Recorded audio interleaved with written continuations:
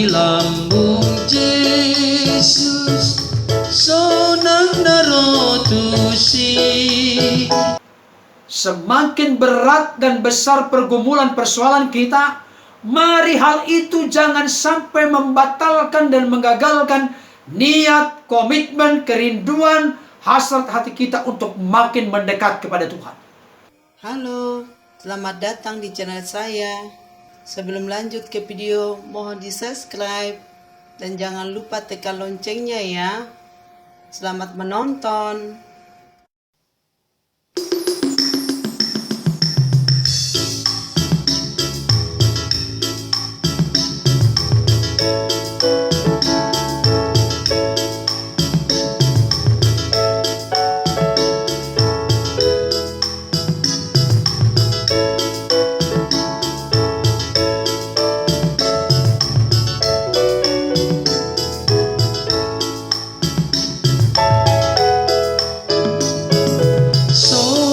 Di lambung Yesus, sonang narotusi. Unang beho mabiar, lao mandapotoni. Tong di johon Yesus, say romahotua. Kadikon haholomon jala busia, sonang di lambung Yesus, sonang narotusi. Una beho mabiar, lao mandapotoni.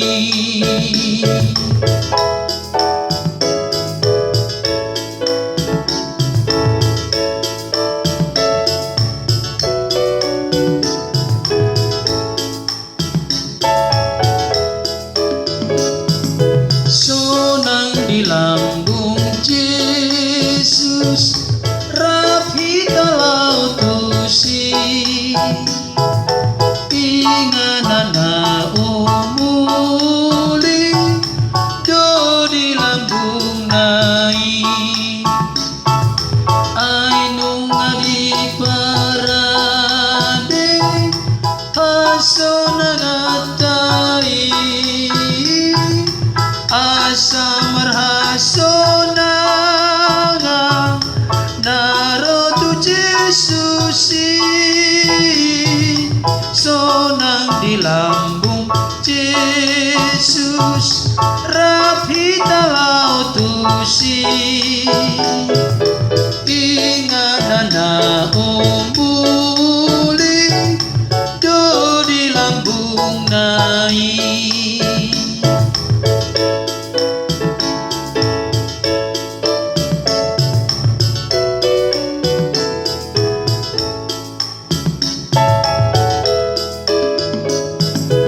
Yesus harolong aku, Yesus aposaki. Salelengau mangolu, dohon titikiki. Dan behu habiari, aka pangagoi. Ramoti Yesus, awinokop nai. Yesus pagolong aku, Yesus aposaki.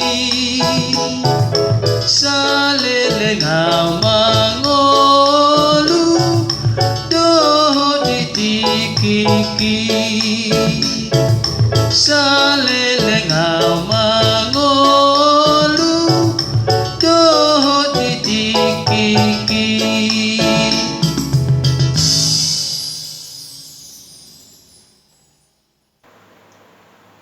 Shalom, saudara-saudara yang dikasihi oleh Tuhan. Jumpa kembali dengan saya, Pendeta Berton Nababan, Dan saya tadi telah menyanyikan satu pujian dari buku ND nomor 214 ayat 1 sampai ayat yang ketiga dengan judul Sonang di Lambung Yesus. Saudara-saudara yang dikasihi oleh Tuhan, bahasa Indonesianya kira-kira senang, bahagia, damai ketika hidup kita dekat dengan Kristus. Biarlah itu menjadi komitmen kita, Bapak Ibu Saudara. Jangan kita mencari kesenangan, kebahagiaan, damai sejahtera dari dunia ini. Kalau seseorang mencari kebahagiaan dari tengah-tengah dunia ini, sama seperti seseorang yang mencoba untuk memuaskan rasa hausnya, rasa dahaganya dengan meminum air laut. Artinya apa? Seseorang yang sedang haus dan dahaga, tetapi akhirnya meminum air laut, bukan justru mengobati dahaganya, tapi justru semakin menambah rasa dahaga, rasa haus. Damai sejahtera, kebahagiaan yang ditawarkan oleh dunia ini, Bapak Ibu Saudara, itu bersifat semu dan sementara. Tetapi Yesus bersabda dalam kitab Yohanes, damai sejahtera yang kuberikan kepadamu tidak seperti damai sejahtera yang diberikan oleh dunia. Oleh karena itu, saudaraku, tidak ada orang pernah hidup di dunia ini dengan sebutan Raja Damai. Tetapi Yesus disebut Raja Damai. Artinya apa? Penguasa. Raja Damai artinya berarti penguasa damai, sumber damai. Oleh karena itu, Bapak Ibu Saudara, Alkitab mengatakan dengan sangat tegas dalam Filipi 4 ayat ke-19, Rasul Paulus menuliskan kepada jemaat Filipi, Allahku akan memenuhi segala keperluanmu menurut kekayaan dan kemuliaannya di dalam Kristus Yesus. Coba Bapak Saudara kita soroti ayat bagian awal, Allahku akan memenuhi segala keperluanmu. Ada di situ catatan penting, segala keperluanmu. Bahasa lain, segala kebutuhanmu. Apa yang menjadi keperluan kita saat ini? Apa yang menjadi kebutuhan kita saat ini, saudaraku? Perlu kita pikirkan, perlu kita renungkan bersama. Kita butuh Tuhan. Kita butuh firman-Nya. Kenapa? Di dalam menghadapi situasi, kondisi, kesulitan yang sedang menerpa kehidupan kita, yang sedang menerpa bangsa kita, bahkan yang sedang menimpa dunia secara internasional. Manusia punya keterbatasan untuk memberikan solusi jalan keluar. Di tengah-tengah kondisi keadaan yang seperti ini, saudara-saudara, mari kita mendekatkan diri kepada sumber penghiburan, sumber kekuatan, sumber pengharapan, sumber damai sejahtera.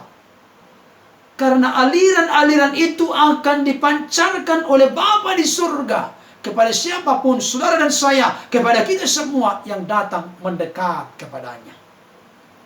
Saudara-saudara yang dikasihi oleh Tuhan, ada satu ayat firman Tuhan yang berkata dari Matius pasal 11 ayat ke-28. Ini adalah seruan sekaligus ajakan Yesus kepada seluruh umat manusia yang ada di dunia ini. Apa bunyinya, saudara-saudara?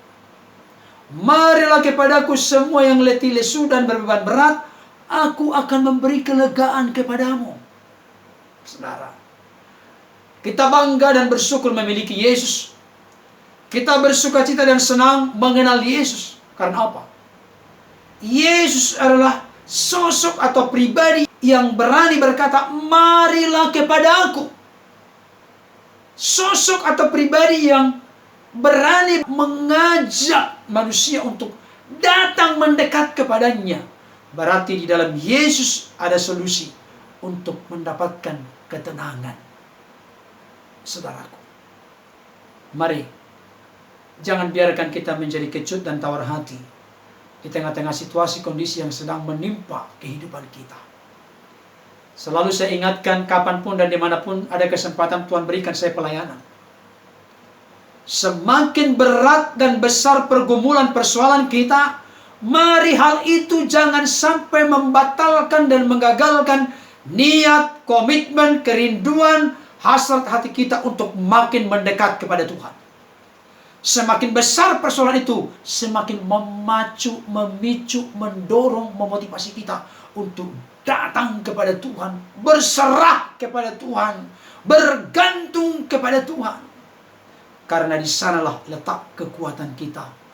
Bukan sekedar mampu bertahan dalam situasi kondisi yang ada, tapi kita pada akhirnya keluar sebagai pemenang-pemenang, bahkan lebih daripada pemenang. Amin, saudaraku.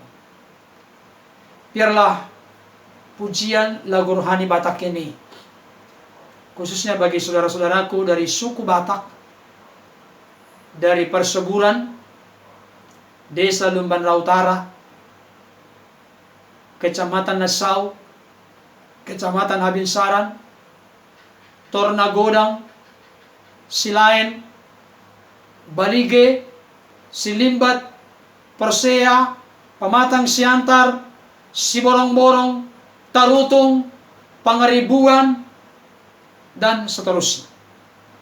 Mari kita melantunkan puji-pujian ini dengan sebuah penghayatan.